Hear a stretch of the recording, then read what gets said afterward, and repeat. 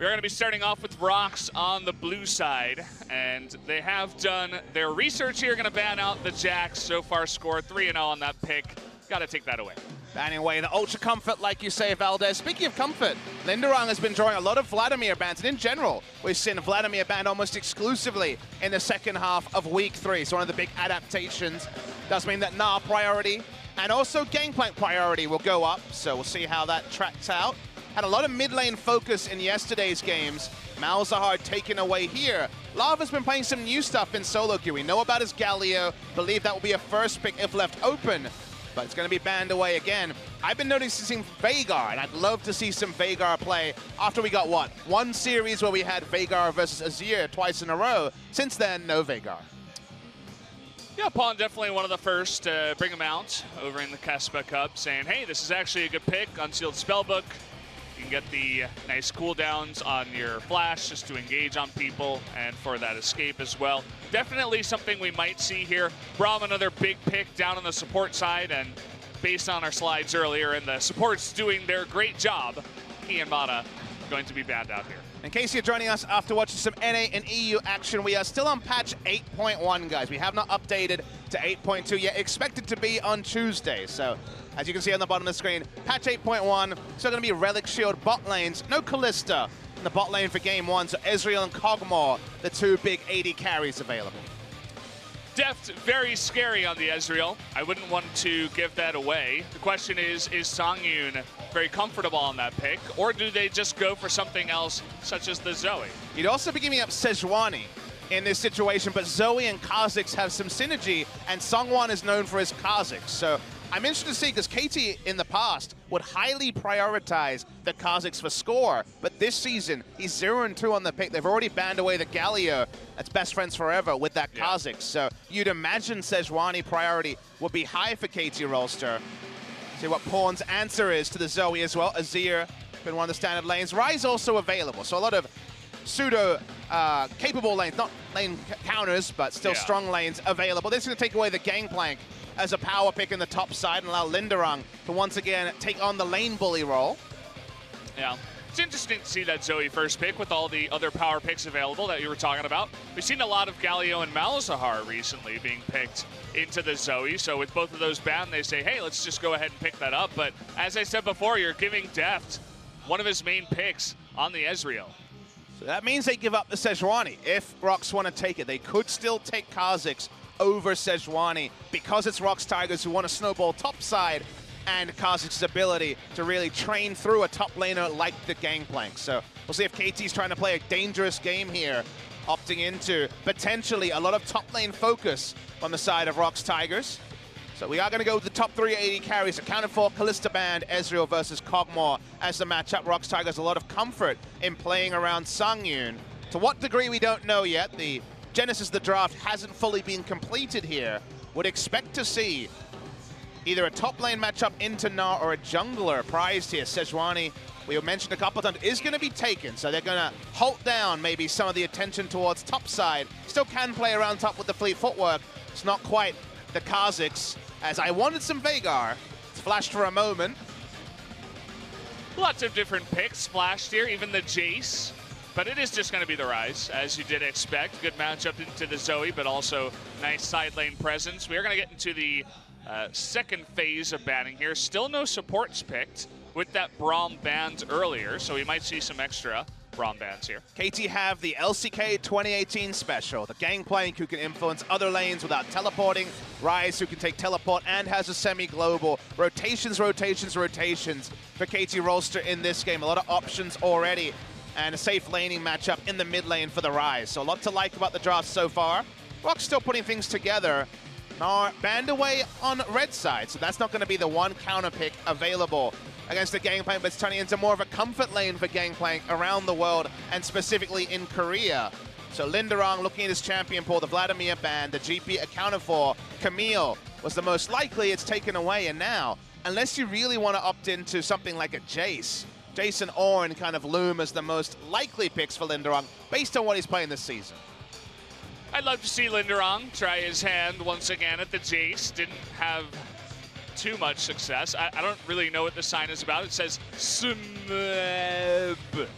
It's and just two, Smebs. like, Smeb faces that did not look very nice, kind of disgruntled Smebs. We know that Smeb likes to scream and get involved. So I think it's just talking about some of the social media clips. And an Ornn takeaway. This is going to be an Ornn support. Mata looked good on it. Either it's going to be a takeaway or just a mind game here by KT Rolster. Wait for it to be locked in, but Mata had a really strong game on the Ornn. Give them even more long-range, non-committal initiation. It's going to be taken away. So now Linderong has stretched a little bit here. He's been one of their strengths. He's been better, more improved, as the SpoTV overlay suggested. Now we're in this weird spot where you wonder, what do you opt into to not give the Gangplank a free lane? Riven, of course, was the famous choice from Khan. Not sure if Linderong's feeling confident enough for that. But we're seeing a team fight come in, so maybe it's just a tank top lane and a focus on fights. Yeah, they already have a couple of nice carries in the way of Zoe and Kog'Maw. They don't exactly need too much more damage. They have the burst damage with the Zoe, the sustained damage with the Kog'Maw, so if you can protect him, would be a nice job. But seems like Linderong might want to play for lane here, try to dominate the Gangplank up in the top side. Let's see if they actually lock in the Jace. There it is. We are going to have Linderong on Jace once again. Because they have Taric, their options around Baron increase.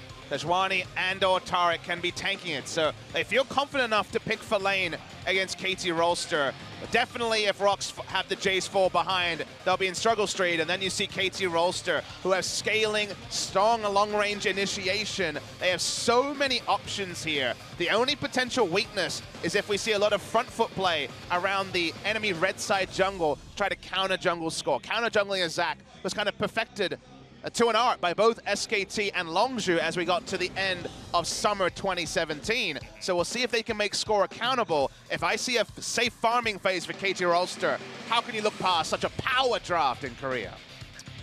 Very, very true. While you were talking, I was taking a look at the coaches. The ROX Tiger coach is just non-stop talking, and he was doing a lot of arm movements, such as, you know, try to stick together as a team, stuff like that. And seems like he's very passionate in the booth. Having a leader like that would be very nice for one of these teams that's trying to get off the ground once again. Whereas KT Rolster's always seemed a bit about player power. They have so many voices, so many veterans on the lineup. Looking strong, but these drafts are very interesting. There's definitely a way to win with the ROX Tigers comp. Their siege is incredible. Jace and Zoe poking, and so Kog'Maw can help with the siege as well. Getting through to that phase and avoiding the map play. If KT get the first turret with the Gangplank, the Rise, all the headaches that can be posed, if the Zac is leaping out of vision, you really do shudder to think of how a siege comp will go against KT Rolsters. But if they can get ahead with good lanes, they do have options to try to snowball the game. Yeah, you were talking about that engage, not just the Zac, but also Mata on the Ornn. He looked so good on that the first time he played it. And yeah, it's still not nerfed on this patch, 8.1. Still very, very low cooldown on his ultimate, especially late game. So definitely look for some of those kinds of engages. I'm just hyped. Let's get into it. One more day of 8.1, one more day of full power Ornn. I'm expecting a lot of ults. Well, let's do it, Papa. We're going to jump into game number 1. The countdown has started. ROX Tigers versus KT Rolster on the Rift.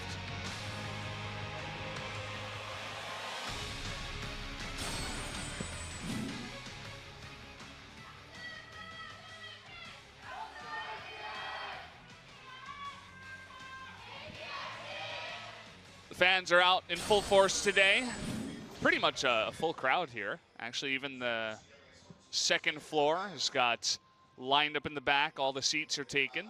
What's better to do on a lazy Sunday evening than to come out and watch some telecom war teams play League of Legends? Should be a fun day's matches. The second one, probably the most tantalizing one with SKT's woes recently. But KT and them actually focusing on an intermediate opponent before they reach that hype matchup versus Kingzone Dragon X next Wednesday have to be focused on. In this same exact spot a year ago, they lost to MVP and lost some momentum going into that first telecom war. Now with that other opponent, can they focus on beating the first team at hand? Yeah, I mean, when you look at the teams on paper, seems like an easy enough win for KT, but it doesn't always work out that way. Seeing an interesting start here spotted out by KT Rolster. So aggressive invade and just a red buff take. This might actually force vertical jungling. That's a really big benefit for Jace, because if he knows that Zach can't play topside, he can do whatever he wants. He doesn't have to respect Zach coming from any sort of brush, where Zach might be able to make the Cog more accountable on the bot side. So that's the way this is going to go with this sort of start, and when it's spotted out, there's no reason for Zach to go and contest his top camps. He's Zach, he uses his escape to initiate and clear the jungle, so he doesn't want to fight and skirmish early, so it makes sense for them to surrender extra control and make Smeb's life a little bit harder. Yeah. He'll just be passively farming up on the top side, trying not to die against the Jace. We did get a look at the recent results between these two teams. ROX Tigers do have 3 game wins over KT, and they actually won the last match 2-1. So hopefully they have that in the back of their minds. Like, we've defeated this lineup before, we can definitely do it again. Interesting to see that despite the ability to just go for a play on the bot side, because the lanes are so strong, specifically the Zoe in the mid lane, and also the fact that bot lane was pushing up this early in the game, he's actually going to give up a buff. He's going to give up and be 3 buffed here, score, kind of indicating he knows his role. He understands that they are very much trying to scale. They do not want to skirmish under any means necessary. And that will mean that Pawn will also be able to get his first back in. So you think about why you would give up a buff. Because it's Rise who wants to shop very early, get a tier. They're happy to give up 1 buff on their jungler, on score. He's not going to be ganking anyway. He's kind of been looking for whatever camp he can get rather than any sort of aggressive play. And if that means that Rise can get his tier, his catalyst, and get going, that's prized more than a 2-buff start for score. Score making his way towards mid lane here, only level 3. Has now lost his blue buff by now, and looks like that back you were talking about is going to come in. But in comes Score into the red side jungle. Looking to get some wards down, might even go for some of these camps. Going to start on the Raptors because of both people backing, but this is the teleport. He's going to actually get an offensive teleport from the Rise to help him out. Just jungling side by side right now is the Sejuani and the Zac. Score does hop out of there, and Sejuani cleans up the crumbs of that camp. I see what you did there, Valdez. Yeah. Score going to get level 4 from the Scuttle Crab, so we can tell he's about to camp behind his opponent, Songwon, which is fine. That just lanes finding the best back time and the most safety possible is what's prized. I want to talk also about the starting item from Smeb here. You notice Relic Shield. There's a bit of Relic Shield on patch 8.2 on top lane Gangplank as well, but for different reasons. We're still on 8.1s. There's still the Quest Shield. The theory here is that the only kind of trading you're going to be doing is Parlay. Parlay does actually get 10 gold. You get the Bandit effect from the Parlay. It's also a bit of health as well. So he'll get the shield eventually. When his jungler comes, he'll help clear. But in lane, he certainly knows his role. He's certainly going to be dictated to by Linderer. You can see already a small CS lead up in the top side. Not really anything to be like, whoa, that's way too much. But he's holding his own up in the top side with the Relic Shield you were talking about. Picks up the Sheen. Going back in the lane, can spam those parleys a little bit more. Do a little bit more damage to Linderer. Still has no sustain. You'll notice he started potions, hasn't gone for any other purchases, and hey, we know about a Gathering Storm here by Lava. It says in Korean, like, they're trying to find out who is taking Gathering Storm. We so maybe they're going to show us more other people. We asked for it last time, Valdez. ProTV's listening. By the way, the only... Watching Songwon come for the counter jungle here. Jungling in the face, he also has Lava roaming up, so a lot of options here. This is full power, and because they see no sustain on Gangplank, they know they can walk up and basically do what they want in the face of the Pirate. Curious to see if Linderer did pick up the Gathering Storm. Has Sorcery as his primary with the Aerie, just only offensive here, but, you know, we talk a lot about how Scorch is a pretty good just a rune to pick up when you are trying to be super aggressive in the lane. Yeah, you would expect Scorch because he knows his role is to hold down the game. If you get to 40 minutes and you've got an extra, 50 AD, probably not going to help you out just because of the composition you're facing compared to lane control with the Scorch. Redemption, the most tilting of random things to pick up, is picked up by Lava. At least Scar was able to smite away the big one because he lost every single small raptor there to one paddle star. Consider, though, look at the jungle CS here. It's 4 CS to a camp. It's actually no camp lead for Songwon. It's actually, if anything, behind the score, who's done better than expected, given how the start of the game opened up. Trying to contest the red buff, understandable. This is the right play from ROX Tigers. For now, no collapse from KT. Linderong making his presence known. Smite is going to come in here. Not able to hand that one off to Linderong, who is pushing away Score, who, by the way, did not have a Smite, so would not have been able to just jump in and get the Smite down in any case. But if we take a step back and say what happened in the early game, Sejuani and Zach, no difference. Observer is showing us that at some point there was actually the stopwatch used by Mada. That was off screen. Don't know if it was a fat finger or an all-in attempt, can't tell, but important to know it's down. Songwon looking for Smeb. Smeb is level 6 here, gonna throw down that cannon barrage. Linderong out of mana, trying to get the stun down. Look at the damage coming back. Smeb looking for the 2v1. That's gonna be the first blood. The flash He's got in, red buff. but that's not gonna be enough. Lava coming in with the paddle star, and he's gonna lock down Pawn here. Now make that a 2-on-1. In comes the Taric from the bottom side. He's got his own unsealed spellbook. The flash forward, though, missing that auto attack. Actually hitting the creep, not able to kill Pawn here. It was so important for Pawn that he actually brought the minion line along because it actually gave him a way to juke from the paddle star and the trouble bubble. Teleports are bound because there is 3 unsealed spellbooks on the side of ROX Tigers. BBQ able to pick up wins yesterday from this multiple unsealed spellbook usage. Here we see 3 on ROX Tigers. The bot lane committing both their members to topside, or the Taric to topside, did really withdraw some of their lane control and a lot of turret HP. And in the end, it's only a 1-for-1 with Smeb pulling off a hero's blade, turning around again. Yeah. Didn't even necessarily need the Taric, you know? It could have just paddle starred Smeb down and then walked away and not fully committed to the kill onto Pawn, but you understand they were looking for the 2v1. Lava now with red buff, taking that away. Okay, there you go. That was Zonia's, by the way. He has stopwatch as well. Yeah. I know how you might make the mistake. Coming later. Yeah, we'll see. I didn't get to see his redemption. Get to see how that was used. But we're going to take a look at the replay up on the top side. The gank makes sense, but consider that Linderong uses the last bit of his mana for the E, and so only has auto attacks. He switches forms. They turn on to Songwon, who actually burns down to the passive there, of all things, on Smeb. Came up at the right time. Nice little paddle star timing from Lava. The fact that Pawn was able to get out with his minion line is so key here, because they turn onto him, the minions are in position. Sorry, no ability to hit Pawn. He gets away. In live, though, we see a jungle attempt by Score, who hits level 7. Might occur right now. A jungle attempt. Yeah. Many say he's still trying, but here we go. Gang coming on in. He's going to get the knock-up and the kidnap. And no flash currently on Linderong means that he is in a lot of trouble. Going to give that kill on over to Smeb up in the top lane. Them getting top lane control, the river control of the control ward, and just in general, having first rotation through the river should not happen against Jace, Zoe, and Sejuani, given how this game started. That was the area that ROX Tigers are trying to focus on. That's where I said they would be strongest. The fact that their strength is being turned into a weakness by KT Rolster, and with the scaling advantage to KT, definitely concerning. The Gangplank now has 2 kills against the Jace.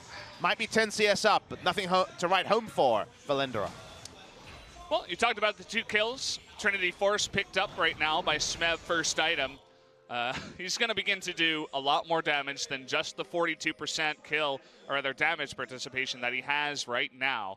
And Score is making another visit up into the top side. Linderong still does not have his flash. He has to actually stay quite far away, otherwise Smeb will give relic shield stacks to him, which is always an amusing way to give up your jungler location. He's in a ward now. Yeah, sitting on a ward, so Linderong knows about it. The enemy team knows about it. Something to remember if you're lane ganking for your relic shield top laner is that, yes, you're very likely to be given away by a CS. Again, we have seen this with the new quest systems, just for the ability to get the Sightstone effect, to get the wards. Because of the lower cost, 500 on the quest rather than the 750, but we're still in quest shield territory. How about a turret dive? They don't even need to dive. I mean, you have Score and Smeb coming up here. Rise just shows himself on the Scuttle Crab, and he's like, okay, I didn't give up too much lane pressure, and we might even get the first blood turret here. It gets very low up on the top side. Very, very infrequently do you see a Jace in an item disadvantage to a Gangplank. Things have definitely snowballed insanely for the side of KT on the top side. Bot side. We got a knock up here, looking to turn it around with Cosmic Radiance, but can't really expect too much action in the bottom side. I saw 2 support ultimates. I was ready to get excited, but yeah, not to be this time. It's kind of like Ezreal, where they just throw it out. They're like, oh, you might as well use this. We'll just regen our mana anyway. See what happens. Sungwon's trying to make a contest on the 3rd red. Score still hasn't been able to pick up a red. It's level 8 to the level 7 of Sungwon. We are going to have the ultimate forced on in here, but he's going to bring him on into that turret, and here comes Pawn. Going to be able to Realm Warp on in. Can they get the damage down to kill this tanky guy? It is going to go down. Even Smeb making his way. And the true shot barrage from bottom lane going a little bit too deep there was Sungwon. And that completes the game plan from ROX going horribly wrong. They started off smartly, but ever since Gangplank was able to turn around 2 kills, and now the jungler gives up a kill, things have gone from bad to worse for ROX Tigers. Whatever they considered in Champ Select, whatever their coach told them to do this game, no longer is it going to be a viable strategy with how strong KT are in an accelerated fashion. Linderong just having a terror lane after the Trinity Force Gangplank up on the top side. Pawn, nice little roam on over. I wouldn't even call it a roam. It was just Sungwon getting super deep, almost under the 2nd mid lane turret, trying to go for that kill. And maybe just trying to force a little bit of desperation. And it was unnecessary because you could understand the play if Score actually had his passive down, but his passive was up. So I'm not really sure what they thought they'd be claiming apart from clearing away his passive. Not enough damage on the Sejuani to kill him through that. So very bizarre choice. Heavily punished. First Linderong, then Sungwon. Top side in disarray. Is going to see the replay here. Again, the red buff contest is fine. The smite does come through from Score, but Sungwon invests the ultimate and then gets kidnapped because he spends too much time before he actually tries to disengage. Very easy for Pawn to walk up level 1 on the Realm Warp. Still enough of a jump to be able to take him down. Kind of a comedy of errors from the ROX Tigers puts them in a deep hole, and they also have all these unsealed spellbooks that for now, if they're not used for playmaking, don't really have any consequence either. Yeah. Had the Paddle Star hit, I think there might have been a bigger case to make for them to go for that kill, but it missed. But either way, we're going to have another shot here at killing this Zac. Paddle Star hits this time afterwards, but is it enough? He has the Proto Belt, but does not commit to going in onto Score anymore. Still trying to battle ward his top lane. Yeah, we got another fight here. Lots of damage coming out from the Cannon Barrage. And he's even going to flash here. One more parlay will do it. Oh. He can't quite get in range. He's so close. Here comes Pawn, though, from the mid lane. And down he will go. Realm Warp, he had just a level 11. There's that level 2 Realm Warp you were talking about. And they pick up another kill. This is the KR Fiesta we wanted with KT Rolster styling, even with the scaling advantage, even though things will get better for KT Rolster as the game goes on. The early game has also been their friend as Ornold. Oh. Deft isn't missing his skill shots right now. Look at the damage even coming out from the Ornn. Stopwatch coming in, though, and a TP, and Sejuani making their way into the lane. Zac following up from behind. A little bit more damage will do it here up to the Ornn. And Sangyun actually does dodge, but is going to get knocked his head together with one of the creeps in the end. So far, a 1-for-1, but Smeb making his way down with Pawn means this turret should go down. Yeah, the secondary objective of the turret that can turn onto the Mountain Drake as well. KT Rolster 5,000 gold ahead with a Rise Gangplank draft. Massively ahead. So good. Yeah, we're only 16 minutes into the game, Papa. It's not very often you see a gold lead like this at this point in the game. And we very rarely get 7 kills in 16 minutes, so we appreciate the bounty of fun that KT Rolster have brought us here. It's funny, poking around. Whenever you cast with Achilleos, it's like the longest games of all time, and then you come to Spo and we get like these clown fiestas, all the action in the world, quick days. They like you over here, Papa. We're just trying to set up a viewer profile. If you want the long thought-out thinkers, the art house movies, you go to OGN. If you want Pirates of the Caribbean, have we got a couple of days of League of Legends for you? Well, We know it gets more viewers in the real world, but we'll see in the future here. Pawn trying to get some more damage down here onto Linderong. One more rotation, but Seongwon, his big buddy, his big brother, comes on in, blocks for him. Def pushing up 3 turrets in this game when you're against a Jace comp. 3-0 would be insanity, but we're fast approaching it. Def continues to find it very difficult to miss his Mystic shots. Although he just went right through the goalpost there on the Raptors somehow. KT continue to push up. If you look at the mini-map, they've had control of the top side for a while. Very defensive wards from ROX Tigers. They still have Sungyun on the Kog'Maw, so while the scaling seems better for KT Rolls, they have more options. Kog'Maw can still do some nasty things as the game goes on. At 1 item, though, he's going to need a very extended fight as mid lane. Here's the Forge God coming on in, but he gets stunned and can't pong it back.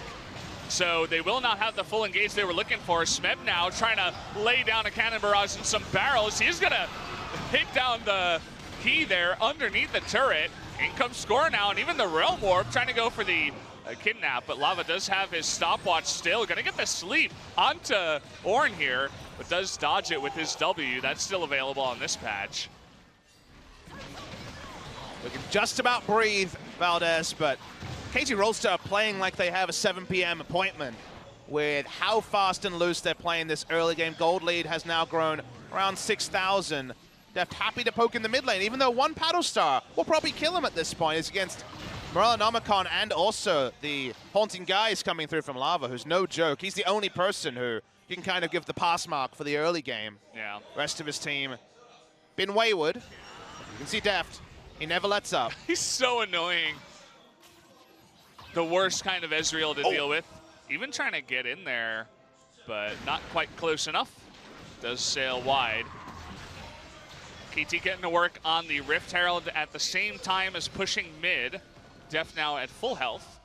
Still gonna go back anyway. You know, the Rift Herald, they can use it in mid lane and 1 charge will take down the turret, or they can hold on to it to try to make this a very, very long map at 19 minutes into the game. Gangplank is up in CS on a Jace by 15. That's pretty awful for the Jace.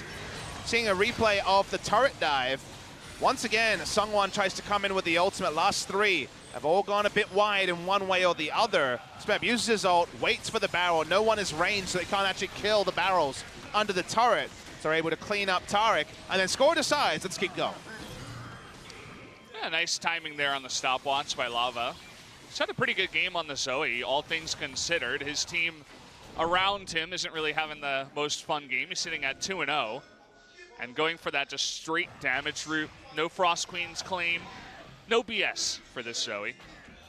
Definitely one way to approach this. Meanwhile, Pawn has gone very heavy on magic resist. He has gone for the I want to disregard being initiated on by the Sejuani and the Zoe, and potentially the on-hit Kog'Maw as well, with Banshee Veil already complete, way before something like a Seraph's Embrace. He now has 175 MR at 20 minutes. Good luck doing damage to him. He's not doing all that much damage himself. Does have a bit of the AP from the Banshee Veil, but not as much as he could potentially have. But either way, going to be a bit more of a tanky side. Here comes Score from the bottom side. Call the Forge God coming in. Going to try to get the kidnap, but does miss on Seongwon, actually. That was an interesting interaction. Did he not get kidnapped because he was knocked up? I didn't quite catch it. I'd like to get a replay of that, but I'm not quite sure. Don't be too optimistic. I think it's more just about the general playstyle from KT, who nowhere is sacred when it comes to an initiation from the Zac. Score clearly is very comfortable and very confident rolling in today. It's going to be the last outer turret going down. Smeb draws the heal out of Sungyun. Dealing that damage, I mean, Deft has got the red buff now, so he doesn't really miss Mystic shots, as we've said before, but he's going to get hit by a Paddle Star himself a little bit late there on the Arcane Shift. Rift Herald, Shelly making her way down the mid lane now. There's a lot of meanwhiles that happening at the same time, Valdez. The action never stops in this game. The Rise is still pushing. Smeb has to use his stopwatch finally. He almost gets dazzled there and nearly baits the team of ROX to get in, but smartly they do back off. He does survive, just barely there with a sliver of health. The full court press is very rarely enacted with no Baron buff and 21 minutes into the game. But already we saw winning trades by the Rise and top side as KT wantonly push forward. 4-man strong, threatening a dive from score, whether it's smart or not. They feel so strong and so comfortable. Score with a Warmogs this early into the game can disregard damage with reckless abandon. And Smeb, he's looking for free food, trying to take down the Jace. Always threatening. He's got a lot of movement speed now. Yoma's finished up, another Zeal. Charging at the Jace, not scared of anything at this point. And the build also tells you that he is in no way building to survive. You know, usually you can see things like Asterix Gauge in the first 2 to 3 items. We remember the performance by Keen against Vladimir, where he went Resolve Tree, Grasp of the Undying, and Spirit Visage second. This is the opposite. This is the I want to do max damage build. Phantom Dancer into Infinity Edge going to be coming through from Smeb. He just wants to kill Jace in the side lane and also do explosive damage in a team fight. Finished up his Phantom Dancer. Now, perhaps a Infinity Edge next will mean he's going to be critting like nobody else. Going to get another Consolation Drake here for KT. Not now, really the one they wanted, but it's nice. And now you consider the position for ROX Tigers where the Jace can't really enter lane against the Gangplank. Awkward thing to say, but with the items where they're at, that's the reality. 1.5 items for Linderang against 3-item Gangplank. The Rise already has the rotation advantage and can take Zoe in a side lane. They have insane engage range from the Zac, and there's control wards in the enemy jungle, and they can never use teleports or any gimmicky strategies with the Unsealed Spellbook because they don't have enough information to make safe plays. So in every single way, ROX Tigers are being dictated to by KT Rolster.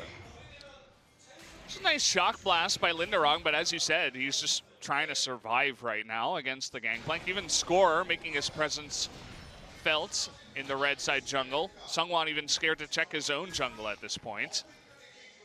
With all the control wards that are coming down here. Be charging in now. You can see what the barrels are doing to Linderang already. Can't wait until he gets his Infinity Edge next. Could still be a Guardian Angel if he wants to ice the game at 25 minutes, but Infinity Edge would be the real man's choice, and that's usually the way Smeb goes. It's usually the way Gangplank goes, you know. Yep. He's a very manly pirate. Smeb still getting a couple of pot shots on this turret, and Score looking for a dive.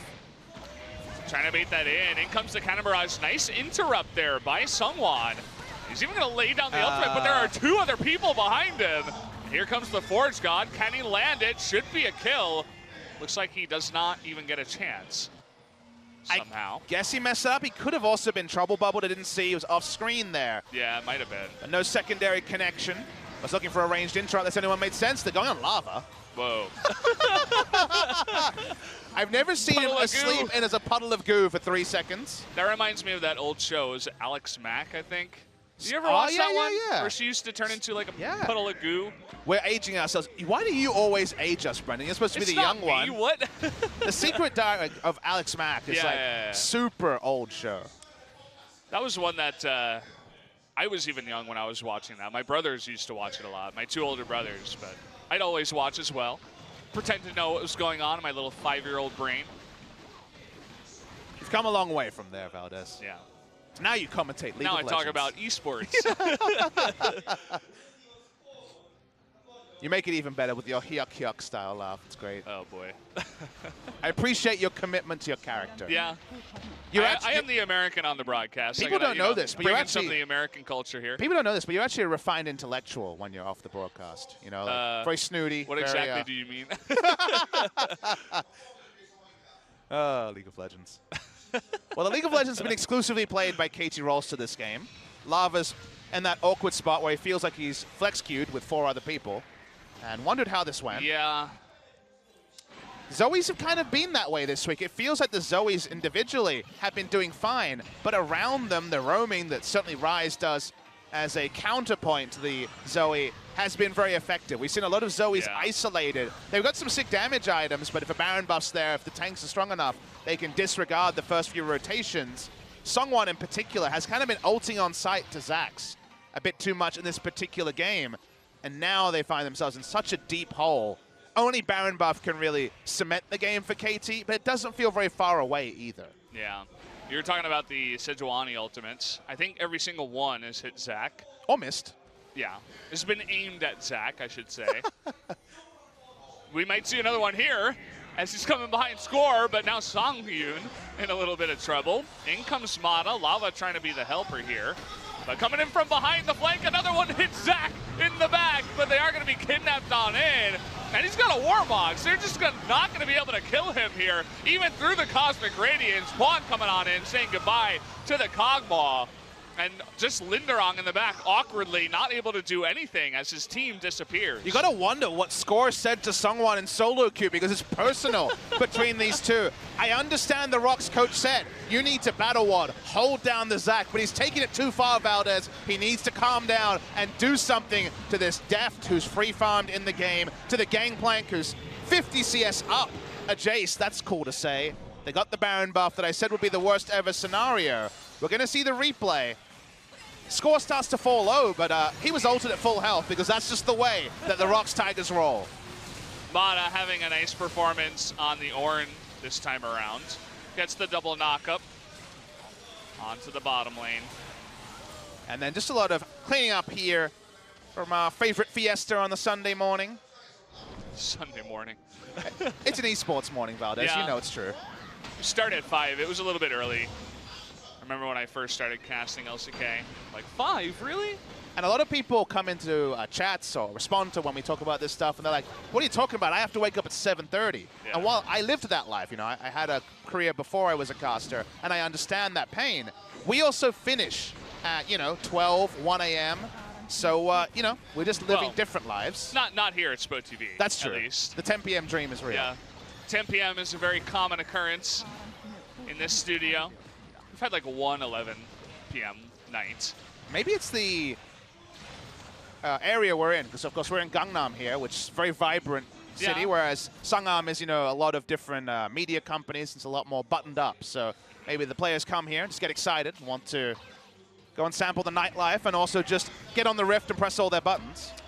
Ooh, Linderong. Score definitely wants to press all his buttons. Yeah, he's getting a lot of buttons pressed here as they do go a little bit too far onto Linderong that time around, but it's really just about the poke. You were talking about the poke on the side of ROX, but KT making it look like they're the team with the poke comp.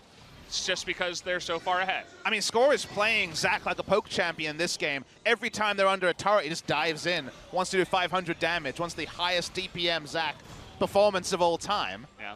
He's at full health again. Warmogs low. Just Zac things. Sungwon has his Warmogs at this point as well. Smeb has now split pushed an inhibitor turret. They don't have an inhibitor yet, but Rise bringing in the minion wave on bot side. Look at that.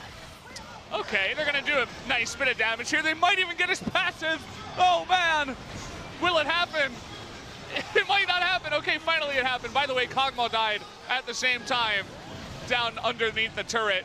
TP's going to come in. Score is totally fine. And ROX just floundering around, looking for a kill, whatever they can get at this point. Valdez, 4 people ran at a Zac while their Kog'Maw was assassinated. That's not how you play a Kog'Maw comp. I don't even know what's happening anymore in this game.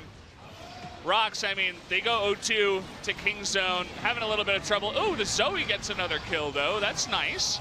And Deft is the one that does go down, funnily enough. I think the Zoe's sitting at 3-0 at this point. Just sitting here in the solo queue, not happy about her teammates at the moment. This has been a really dumb game. 3-1. Yeah, it has. But it's fun, you know. Is this good practice for Katie Rolster for King Zone? I'd say definitely no. To be like, yeah. You know, I feel like KT is definitely a team that rides high on emotions at times, and they might come out of this one saying, we're the best team in the world, KZ, no problem. So they once again hit an ult onto Zac. Again. I believe they've never aimed an ult on anyone else. It's always been on Zac. Meanwhile, literally 3 people run at the Kog'Maw. Hey guys, Tariq, anybody, stand next to the Kog'Maw so he can do damage. All things being said, it's been a fun game so far to cast. This has been enjoyable so far. KT taking their time with it as well. They're like, okay, we don't want to kill you yet. Let's get another Drake. When they say that Korea only provides the slow snooze fests, may I present to you KT Rolster versus ROX Tigers Game 1. Definitely KT and KZ making it known that they are the teams that provide the fun games, the entertaining ones. I think Mata wants to get in. He's got his Ornn item. Good news. Got it very early. Wanted to have the upgraded locket. He's also got Zeke's Convergence. You never see that, but you know, he could have a BF sword and he'd be fine, so he's going for fun. Why not at this point? Exactly. It's a lot of damage there. It's really just a competition between Gangplank and Ezreal at this point. Smeb and Deft, who's going to get #1. I mean, one crit barrel could be like 4,000 damage to the side of ROX Tigers. Speaking of crits. There. Okay, we have the Forge God coming in. He's going to knock him up in the back line. Cannon Barrage trying to trade some more damage here as Smeb, as Deft gets some free damage onto Zoe earlier on. Hits another barrel there onto Key. Score is feeling excluded. Wasn't able to channel 2 elastic slingshots in a row. Sungwon just waiting to see him to ult him on side again. It's like we're in the Old West and they have to run Score out of town. Okay, he's going to get another opportunity here. He does miss. Got him! Okay, I finally hit him again. Number 6 or 7 here in this game. Score gets ulted once again. This is unbelievable. What is this? I don't even know what's happening anymore. This is League of Legends, Valdez. This is life or death. Ooh. It's death. Smeb and Pawn, the 1-2 punch onto that poor Taric. Didn't do much in this one, but look at this. They're just trying to get as much damage as possible. They don't even want to end the game here. Mata wants to get into the fun, as does Score. The double knock up here into the kidnap. Don't end the game, they say. But finally it does end. 16-3, 33 minutes in. And definitely a clown fiesta. A fun one there for KT. Just totally wiped the floor with ROX tonight. If you told me this was an exhibition match for sponsor reasons, I would believe you, Valdez. Did not feel like high-level LCK competition. But KT Rolster can only play to the level of their opponents, and ROX Tigers, after a strong start to the season, they lost to Afrika, Heartbreaker, lost to Kingzone one-sided. Their mentality coming in here seemed very questionable. The draft certainly was a smart one. They could definitely win around topside. If you gave Kingzone ROX Tigers draft, you know what they would do. But instead, ROX Tigers made some mistakes. And then from the mid-game onwards, I have no expert analysis to talk about why Sungwon hit every ultimate on Zac or slightly missed Zac. He was always aiming for Zac. Meanwhile, Sungyun is wondering how everyone, including his Taric, was chasing after the Zac bloblets. Really got to kill that tank while your Kog'Maw dies. Yeah, to be fair, he even seemed like he was locked in the hellish solo queue. His entire team just running away from him as they try to play the Kog'Maw comp. There's not much he can do. I mean, he's trying to defend the turret as his team runs away. He's going to die. Video games can be fun, Valdez. That's what we're learning here. That they can. KT Rolster coach still has stuff to stay. The coach on the left did not look too happy, funnily enough. And the winner of the damage duel was Ezreal. Deft does take the victory over Smeb in the top lane. And usually when we see Gangplank and Zac, you expect a slight gold lead for ROX Tigers. Lanes they can win around. A first brick, no, they didn't get a turret. They got one at one point in this game, but no other ones. 11-1 was the tower score. No gold lead ever. They were actually behind the entire game as Zac was able to keep up in camps even if he was 3-buffed to start off. And then Gangplank started solo killing the Jace, and you're like, uh-oh.